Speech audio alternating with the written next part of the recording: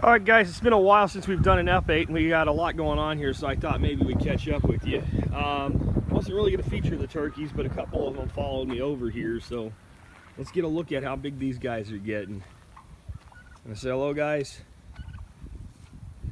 They're really putting some size on, and they've really started to eat a lot more. And they probably have about a good 45 days left till they finish out, don't you, huh? How you doing, Thanksgiving?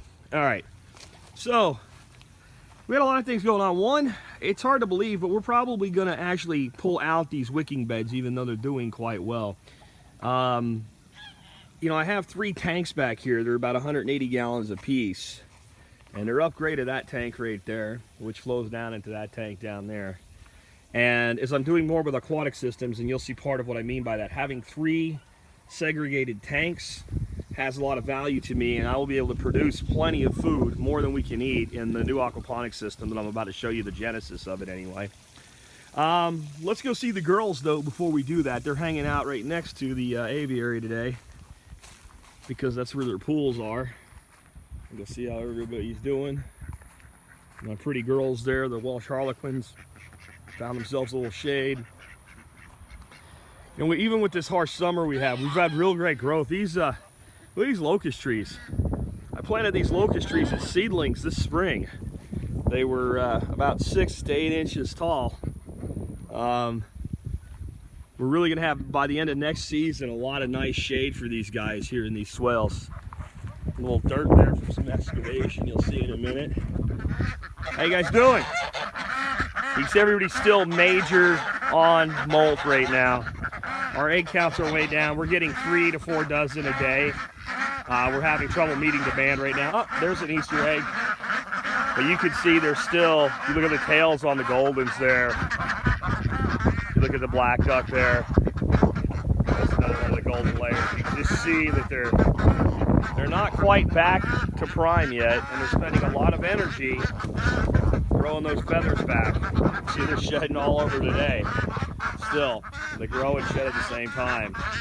So we got a while to wait. What's this here, though? A whole bunch of lava rock. We've been cleaning with a pressure washer and getting a lot of the dust out of it.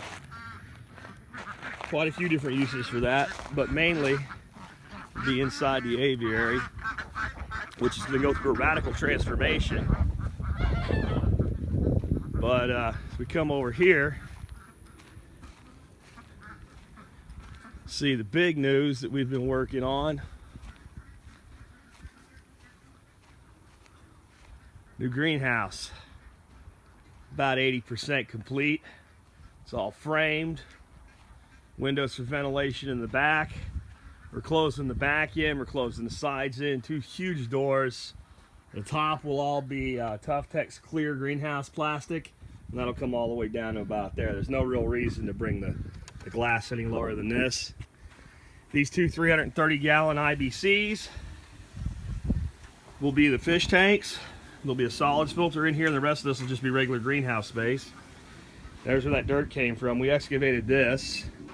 I guess we got down about 10, 11 inches. That's going to put these tanks a little lower and help with how we're doing this flow here. And we've come to a conclusion. It's a painful one, but we're going to bite the bullet and do it. The aviary needs to be redesigned. What we're going to do is we're going to pull up the backside and put a straight wall the same height, which is about 9 feet, of the back of the greenhouse. So those 2 walls will line up. And instead of being a hoop house, it'll be a half hoop that'll go up, kind of up there. It'll give us a lot more room. You're going to see we really need it, but it'll be really nice once it's done. And just in case what I'm saying doesn't make any sense, that's what the geometry will look like when it's done. That'll open this whole back wall and let us move these tanks all the way against it, because they're actually on the bottom. They're a couple feet out. Once we can do that, we can turn them long ways instead of sideways, and we'll be able to fit 4 in each. So we'll have 12 tanks that we can run in here. This one's going to be a deep water tank, so a floating raft tank, which will actually act as a grow out bed for fish. Right now we just have a solids filter running because we don't have the big tank stuff yet. We've got it, we've got it started. What we're trying to do is build up some biological activity in here as we finish it. There we go. You see the lava rock that we're using for that. And this is going to be actually a wicking bed. So this water, instead of pouring up here from the top, will actually fill from the bottom and overflow here, and that'll wick up into a soil wicking bed hooked into an aquaponics system. You come over here, we've got a double stack system. This is what my buddy David came up with. So this is a flood and drain system. So it's running its cycle right now. It's filled up, and this bell siphon will drop down probably the next time it gets hit with a fill. It's very close to running its cycle now. In fact, I'd say that it is. No, it hasn't triggered yet. So the next time it kicks on, it'll trigger it. And then this down here is going to be a shallow wicking bed. We'll have some LED lights here, and this is going to grow microgreens in an aquaponics system and baby greens. And then we're going to probably do another deep water system here. That'll be what we start out with, and we'll be growing from there.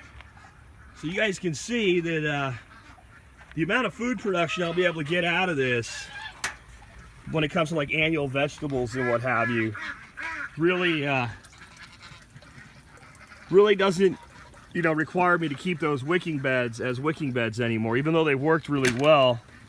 The advantages of having them as the part of the aquatic system, and I'm doing more and more with aquatics, are really great. And then the other thing is, since they're up about 3.5 feet tall, and I might raise them up another 4 inches with some half blocks, these guys can't get into them. So I don't have to worry about fencing them out, and it's all ready to go.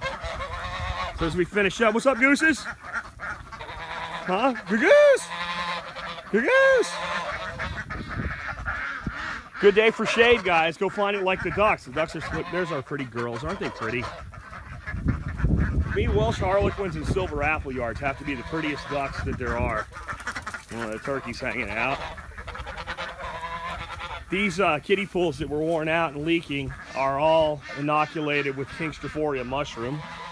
But anyway, let's talk real quick before I wrap up a little nursery here about how this system's going to work. Right now, that pond down there has a pipe that comes underground, comes right around here, just like this, comes up here, and the pump pumps water into there. It overflows that stand up, and a pipe runs underground back down to that lower tank.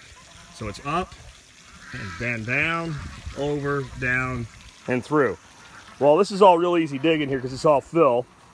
So what I'll do is I'll dig up this feed pipe, and I'll run a pipe inside this wall, this half wall, all the way back here, and that'll overflow here. So this will just become the new point that the pump pumps to. These 3 tanks are all plumbed common on level, and right now this guy right here sets the level for the wicking beds. We'll turn that around, run it underground, and let it dump into that little pond over there. And we'll run a stand up in each one of these, just like that one. And then those will set the level in these ponds. And since there's 3 ponds, I'll run 3 stand ups, each a little higher than the next, so that they act as safeties for each other. So if one clogs, the next one will take over, and vice versa. And then we'll just have a system where we have a 470 gallon tank running to 3 180 gallon tanks down to another 470 gallon tank. And that'll give us a lot of flexibility. And we got some cool stuff going on here, but I can't tell you all about it just yet. Anyway, me and the turkeys will be hanging out for the rest of the day. I gotta get my podcast done. Once I do, I'm gonna start the tear down on this. It kind of hurts me to do it, but I have an opportunity to get some really cool fish next weekend, and I need the space ready for them when I get them. When we get them, we'll show them to you.